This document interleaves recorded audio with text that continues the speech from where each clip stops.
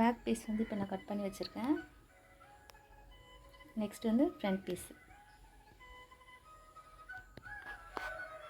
Princess cut ப்ளவுஸ்க்கு வந்து இப்போ நான் மார்க் பண்ணி வச்சுருக்கேன் ஃப்ரண்ட் பார்ட்டு.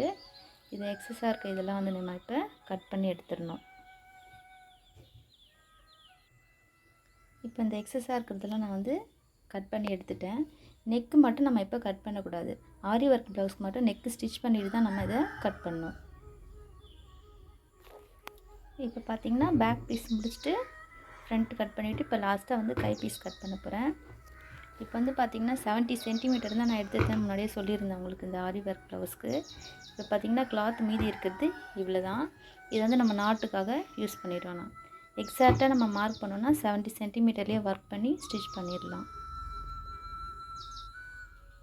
இந்த ப்ளவுஸ் வந்து இப்போ கட் பண்ணி ஸ்டிச் பண்ணி முடிச்சாச்சு.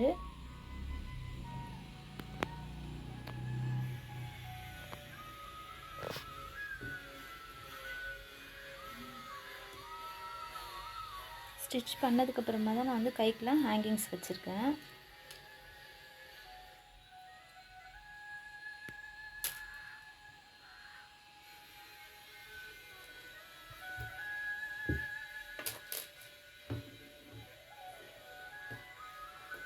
இது வந்து ஃப்ரண்ட் சைடு.